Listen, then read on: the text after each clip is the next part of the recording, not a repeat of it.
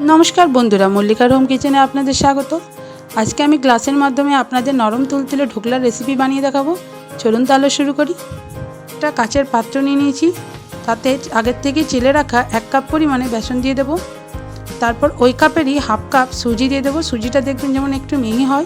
तारपर दिए देबो 1 चा चामच चीनी, हाफ चा चामच नुन, तारपर दिए देबो हाफ चा चामच हलुद, 1 चा चामच आदार पेस्ट, 1 चा चामच लंकार पेस्ट और একটা গোটা লেবুর রস দিয়ে আমি যে কাপে বেসনটা মেপেছিলাম সেই কাপেরই 1 কাপ জল নিয়ে নিয়েছি এবং একটু একটু করে দিয়ে একটা হ্যান্ড ব্লেন্ডারের সাহায্যে এক সাইডে ঘুরিয়ে মিশ্রণগুলি 10 মিনিটের মতো ভালো করে মিক্স করে নিতে হবে।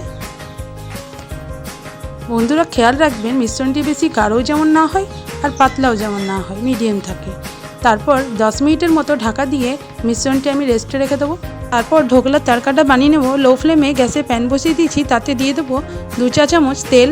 আমি এখানে সাদা তেল ইউজ করেছি। তারপর দিয়ে দেবো 1 চা চামচ কালো সরষে ও 3টে কাঁচা লঙ্কা কাটা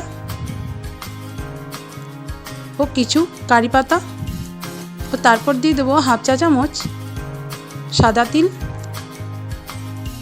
2-3 মিনিটের মতো ভেজে নেব। তারপর দিয়ে দেবো 1 চা চামচ চিনি ও 1 চা চামচ নুন দিয়েই পরিমাণ মতো জল দিয়ে দেবো।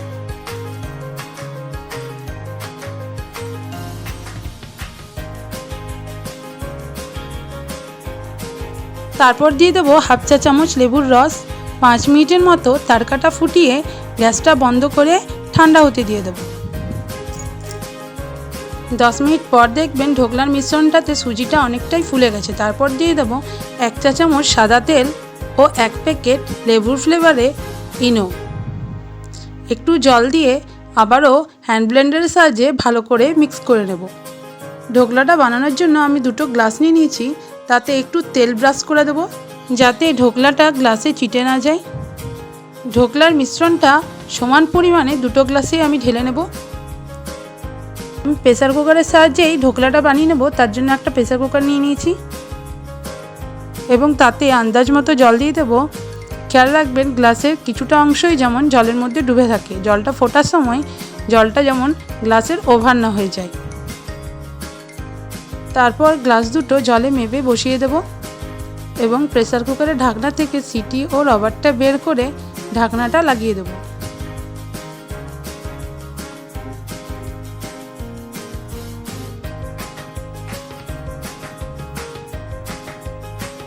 তারপর গ্যাসটা লো ফ্লেমে রেখে গ্যাসের চুলায় প্রেসার কুকারটা বসিয়ে দেব 20 মিনিটের জন্য। 20 মিনিট পর প্রেসার কুকারের ঢাকনাটা খুলে দেখব ঢোকলাটা তৈরি হয়েছে কিনা। দেখুন ঢোকলাগুলো রেডি। উপরের অংশটা কতটা ফেটে গেছে, ফেটে গেলেই বুঝতে পারবেন যে ঢোকলাটা রেডি হয়ে গেছে। গ্লাসে একটু চাপ দিয়ে ঢোকলাটা বের করে নিলাম।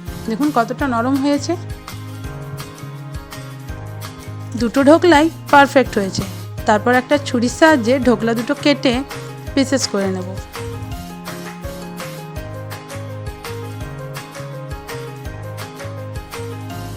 পিস করে নিয়েছি।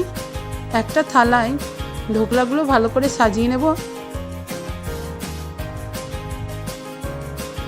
তারপর ঢোকলার তরকাটা ওপর থেকে একটু একটু করে ছড়িয়ে দেব।